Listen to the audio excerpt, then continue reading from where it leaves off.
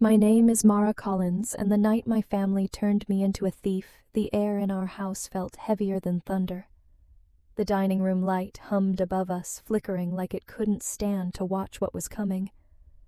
My father stood by the doorway, jaw tight, one hand gripping my suitcase like he wanted to throw it out himself. "Apologize to your sister," he said, voice sharp enough to slice through the air or get out. Sloane was standing behind him, eyes wide and glistening, clutching that stupid envelope of cash she claimed had gone missing from her drawer. I knew she'd put it there herself. I knew because I'd seen the crease marks from my own planner on the bills when she waved them around. But logic never stood a chance in our house, not when tears were involved. I could have screamed. I could have begged. Instead, I said nothing. Mom's hand hovered near her throat, but she didn't speak either. My father waited, tapping the suitcase handle. I finally whispered, "I didn't take it." He didn't even answer, just nodded toward the door. That was my verdict. I carried the suitcase outside. The porch light buzzed moths circling like ghosts. From inside I heard Sloane crying louder, milking every second of pity she could. My mother's voice cracked once, then silence. When the door shut behind me, it sounded final, like the house had swallowed my name whole. As I stood under the Kansas sky suitcase in hand, one thought burned through the cold. If truth was worthless here, I'd find a place where it mattered. And that's how my story began, not with theft, but with exile. The first sound I heard after the door shut was my own breath. Too fast, too loud, the kind that scrapes your throat raw. The porch smelled like rain and rust. I stared at my car parked under the flickering streetlight, half expecting someone to come running out, saying it was all a mistake. No one did. I tossed my suitcase into the back seat and climbed in, my hands trembling on the steering wheel.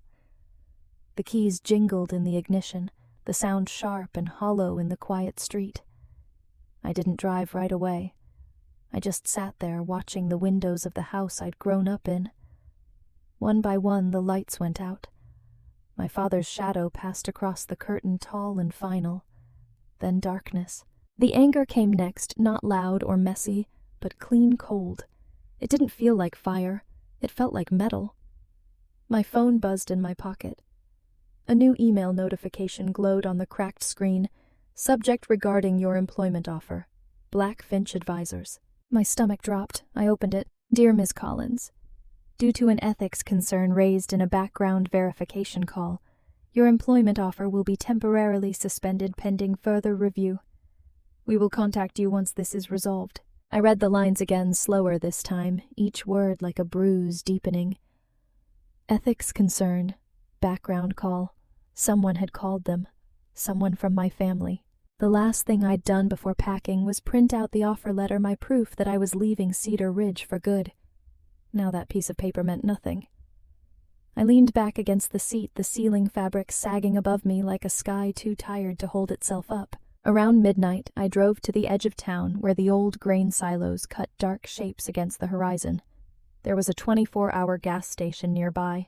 I parked beside the pumps and closed my eyes. The engine's low hum was the only heartbeat I could trust. I replayed the night in fragments. The envelope, Sloane's trembling voice, Dad's stare. Every image felt unreal, like a bad movie I couldn't stop watching. My hands hurt from how tightly I was gripping the steering wheel. I thought about calling someone, but there was no one left to call. Friends from college had already scattered to new cities, new lives. And the only person who ever believed me when I said I didn't do it was my Aunt Lark. I hadn't talked to her in months. Still, I opened my phone, typed her name, and hesitated over the call button. My reflection in the screen looked like a stranger, eyes, hollow hair stuck to my cheeks, lips pressed into a line. Then I pressed call. When her sleepy voice answered, something in my chest cracked open. I didn't even have to explain everything. She just said, "Come over, honey. Don't drive tired." Don't. That was the first time all night I felt like I still existed. Aunt Lark's house sat at the far end of Maple Street, the kind of place that always smelled faintly of cedar and coffee. The porch light was still on when I pulled in, cutting through the drizzle. She opened the door before I even knocked, wearing a flannel robe and holding a mug that said, "Keep it simple." "You look like hell, kid," she said, not unkindly. "I've had better nights," I managed. She didn't press for details. That was the thing about Aunt Lark. She didn't believe in prying. She believed in waiting. She guided me inside, set down her mug, and handed me a folded blanket that smelled like lavender detergent. "Shower first," she said. "Then we'll talk when you've got blood in your face again." The hot water hit my skin, and everything came undone. The tears, the silence, the ache. By the time I came out wearing one of her oversized t-shirts, the clock on the stove read 2:43 a.m. She was sitting at the table, a legal pad and pen in front of her like she was prepping a deposition. "Start from the top," she said. So I did. I told her about the money, about Sloane's tears, about Dad's voice. When I reached the part about the job offer suspension, she stopped me. "Ethics, concern," she repeated, her eyes narrowing. "You're saying someone called your employer and said you stole—" I nodded. She sighed and tapped the pen against the pad. "Then you need to start writing things down. Everything. Dates, times, what was said, who was there. People lie, but paper doesn't." That was her version of a hug, practical, exact, a kind of love that gave me something to hold on to. She got up, rummaged in a drawer, and handed me a small yellow notebook. "Use this," she said. "Don't rely on memory. Memory bends when you're scared." I flipped open the first page. The paper was lined thin but crisp. The first thing I wrote was the date, and under it Dad said, "Apologize or leave." By morning, the notebook was half full. I'd written down everything I could remember, what I wore, how Sloane's mascara had smudged perfectly down her cheek, how Mom didn't look at me once. At breakfast, Lark read a few pages, then nodded. "Good. Now we wait. Sooner or later, people who lie trip over their own stories. You just make sure you're standing when they fall." Her confidence steadied me in a way sleep couldn't. I looked out her window, the street damp and silver in the early light. Somewhere across town, my parents were probably eating breakfast like nothing had happened. But something had. For the first time, I wasn't just surviving, I was preparing. When I closed the notebook, the ink still wet, I realized it wasn't just a record. It was a weapon, and I was done being the quiet one. By the third day, the notebook had become my second heartbeat.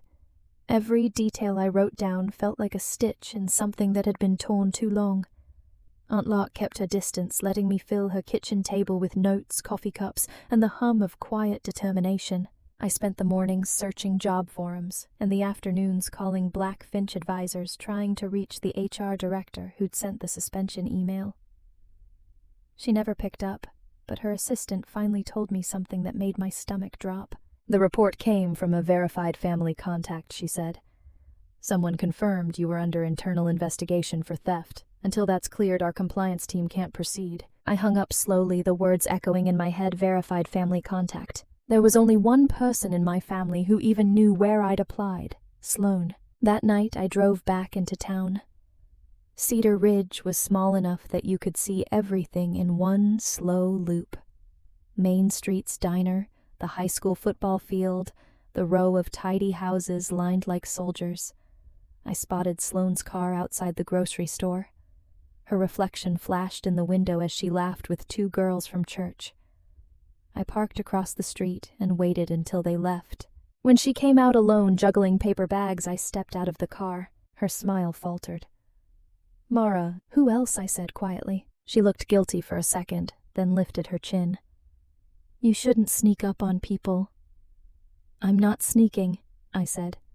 "I'm giving you a chance to tell the truth before someone else does." Her eyes narrowed. "It means I know you called my company," I said. "You told them I stole from you." She froze, then smirked. "Dad will never believe you." "Maybe not," I said, "but others will." I showed her a message draft to Lindsay Cho. "Heard you bragged at the Rivera party." Color drained from her face. "Good night, Sloane," I said, walking away. Back home, Aunt Lark just smiled. Truth doesn't knock, it breaks the door when it's ready. In my notebook, I wrote, "Tonight the lies began to crack." 2 days later, Black Finch called. "We've reopened your file," said HR. "Complaint came from a family member. We'll need a signed family reference within 24 hours. My parents' signatures." The irony nearly made me laugh. Aunt Lark didn't. "Then make them face you. This time on your terms." That night we sent the invitations, family meeting 7 p.m. Bring your honesty. By 7, the rain had returned. Dad arrived first, then Mom, then Sloane, perfect as ever. Why are we here? Dad asked. Because without your signatures, my future stays frozen, I said. But first, you'll hear the truth. I read from my notebook dates. Words proof. Then turned to Sloane. Lindsay heard you brag about framing me. She went pale. She's lying. Then call her. Then silence. Finally, Mom whispered, Sloane, is it true? Sloane broke. I just wanted to win. Mom's voice trembled. We were wrong. She pulled out her phone and typed a public post. The accusation against Mara was false. We regret our mistake. She hit post. Dad said nothing. Sloane cried. I stood. You don't need to fix it. It's already done. I folded the signed HR form. Mom called after me. Will you ever come home? Maybe, but not to this house. Outside, the air smelled clean, washed, new. Behind me, I heard the faint click of Mom locking the truth in place. That night, I gave Aunt Lark the form. I thought I'd feel better, I said. You will, she said, when you stop expecting peace to arrive fast. I slept soundly for the first time in weeks. The next morning, HR wrote back, Your reinstatement will be processed immediately. Welcome to the team. It didn't sound like victory, just permission to breathe again. 2 weeks later, I flew to Denver. New job, new city. No one knew my name. That was the gift, not forgiveness, but anonymity. One night, a message from Sloane. I miss you. Can we talk? I read it 3 times. No apology, just need. I whispered, Not yet, and let the screen fade. Outside, the rain blurred the city lights into stars. There was no anger left, only distance, steady, deliberate, earned. For the first time, the silence didn't feel lonely. It felt like peace. Denver had a way of softening the edges of memory. The air was drier, the streets wider, and the sky, always that impossible shade of blue, made everything feel further away, even the past. My first morning in the new apartment, I brewed a cup of coffee and stood by the window watching the city wake up. Down below, people hurried to work, their reflections sliding over rain-slick sidewalks. For the first time in years, I didn't feel the need to explain myself to anyone. I took out the yellow notebook, its corners bent, pages smudged with old ink, and flipped to the first entry. Dad said, Apologize or leave. I smiled faintly. So much had changed since that line. The notebook wasn't my defense anymore. It was proof that I'd survived the kind of silence that breaks most people. When the phone rang, it was Mom. Her voice was small, careful. We saw your post from Denver, she said. You look happy. I am, I told her. Another pause. Your father's been quiet lately. He's thinking about things.